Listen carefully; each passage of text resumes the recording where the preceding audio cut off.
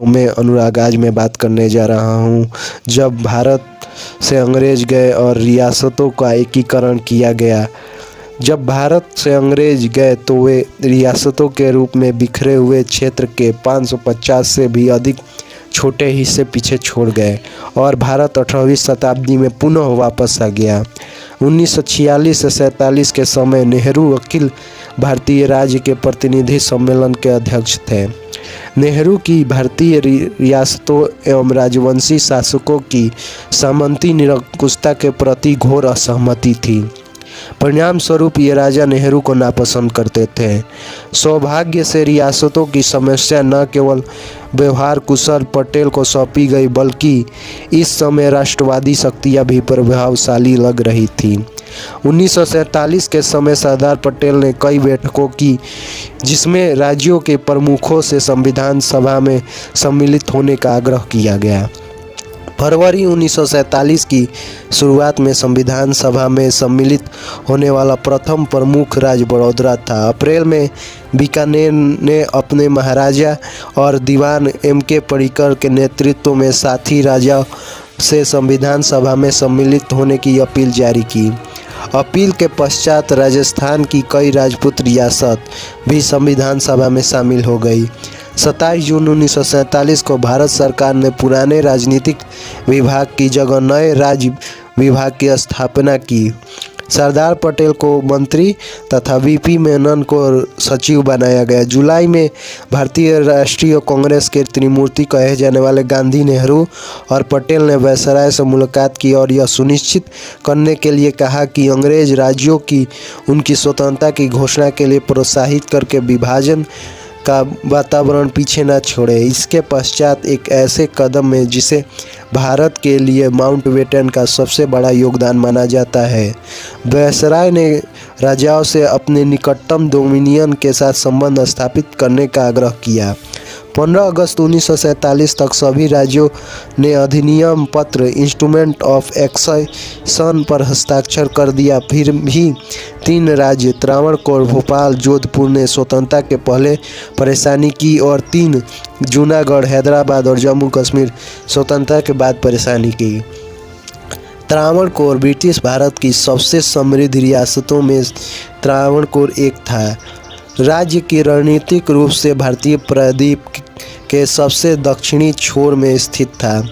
यह भारत में सबसे अधिक आबादी एवं समृद्ध और साक्षर और व्यापार और मोनोजाइट रेत के नए खोजों का भंडार था। 1947 की गर्मियों में अपने प्रभावशाली दीवान सर C.P. रामास्वामी के नेतृत्व के त्रावणकोर में ऐसी पहली रियासत बनी जिसे ब्रिटिश पैरामाउंसी की समाप्ति के पश्चात स्वतंत्र रहने की अपनी मंशा को स्पष्ट कर दी। अपने वैभवशाली अतीत को देखते हुए सर C.P. ने सोचा कि त्रावणकोर को डेनमार्क, स्विट्जरलैंड या सियाम से कमज़ोर स्थिति में क्यों न होनी चाहिए।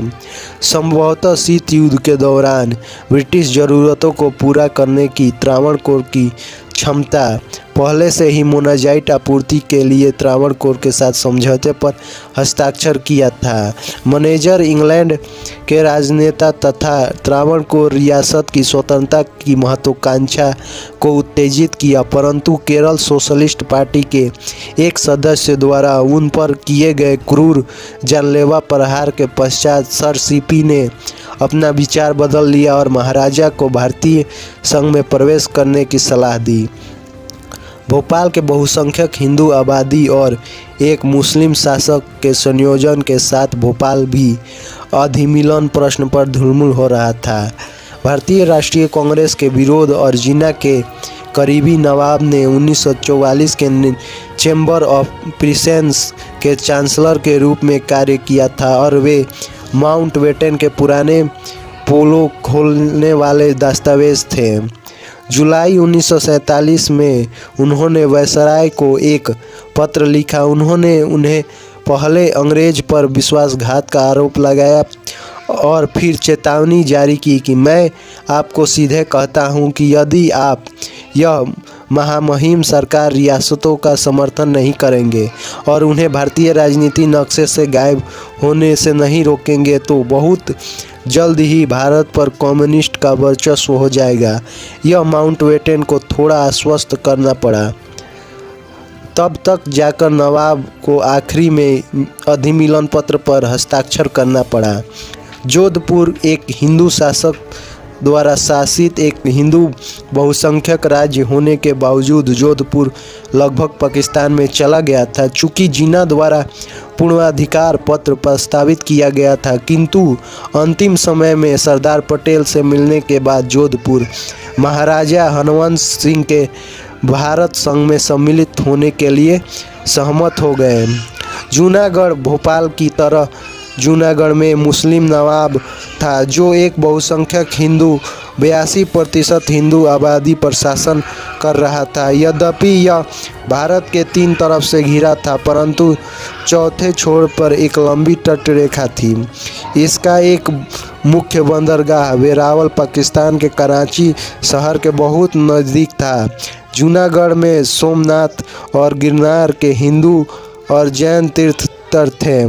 यह एशियाई शेर का आखिरी शरणस्थली भी था।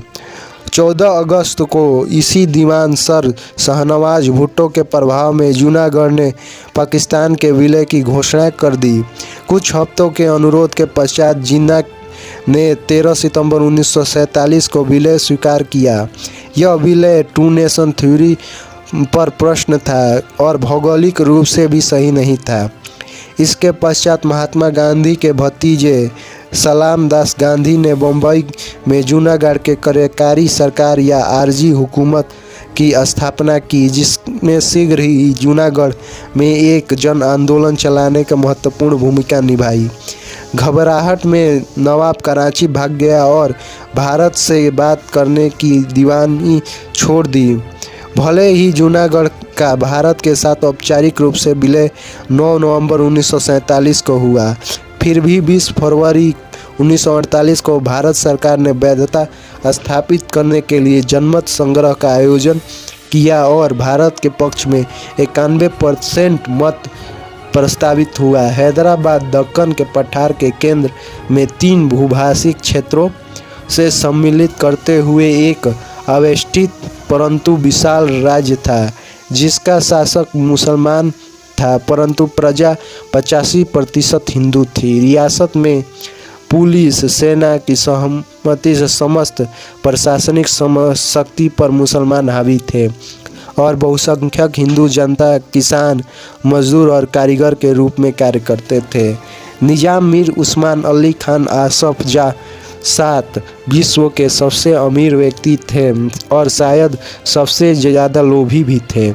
स्वाभाविक रूप से वे अपनी भूमि के साथ साझेदारी करने की विचार के विरोध थे। उन्होंने स्वतंत्र रहने और अपने मामलों में पैरवी के लिए एक अंग्रेज सर वाल्टर मॉन्कटन की सलाहकार के रूप में नियुक्ति की। संवैधानिक विशेषज्ञ रेजिनाल्ड कपलैंड की टिप्पणी थी कि भारत उत्तर पश्चिम और उत्तर पूर्व में मुस्लिम भुजाओं के विच्छिन्न होने के बाद जीवित हो सकता है, परंतु अपने मध्य पट के बिना क्या वो जीवित रह पाएगा। 3 मुख्य ताकतों जो इस समय राज्य विशेष के रूप में सक्रिय हो गई, वे हैदराबाद राज्य कांग्रेस, कम्युनिस्ट और मजलिस ए इत्तेहाद उल मुस्लिमीन मुस्लिम पार्टी, जिसने हैदराबाद को स्वतंत्र बनाने के लिए निजाम के दावों को समर्थन किया। एक और जहां हैदराबाद राज्य कांग्रेस ने सड़क पर विरोध प्रदर्शन और गिरफ्तारी का आयोजन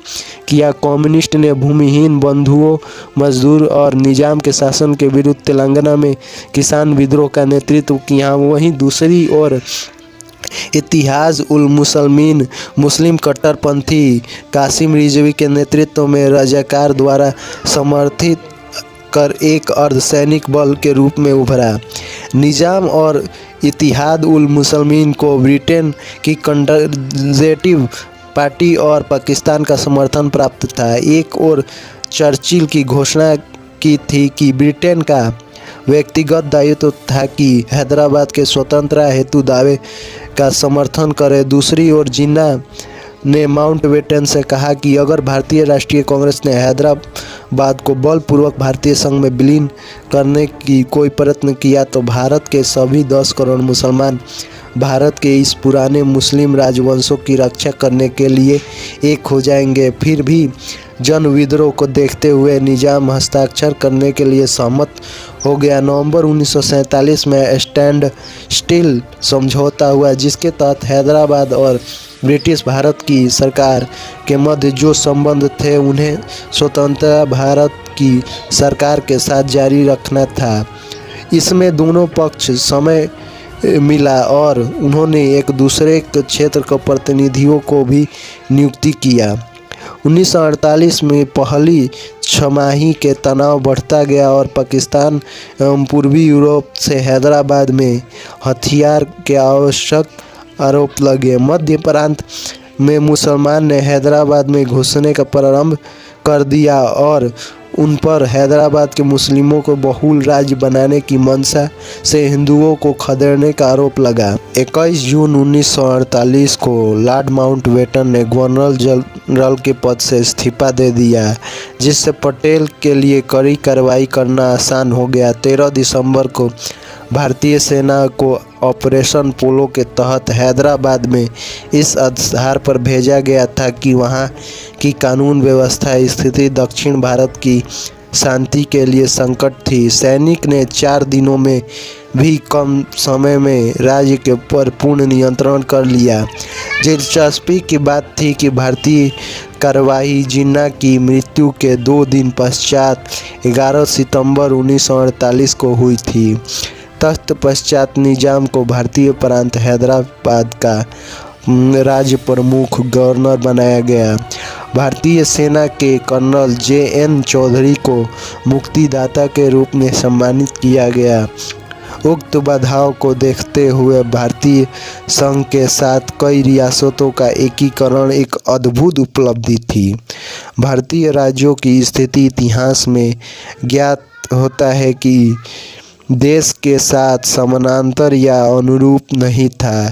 फिर भी उन्होंने सरदार वल्लभ भाई पटेल के मार्गदर्शन से लगभग शांतिपूर्वक और थोड़ी बहुत सैन्य कार्रवाई के साथ एकीकृत किया। अपने अद्वितीय योगदान के लिए सरदार पटेल को भारत का लौह पुरुष, भारतीय एकीकरण के सूत्रधार और भारतीय का बिस्मार्क के रूप में जाना जाता है।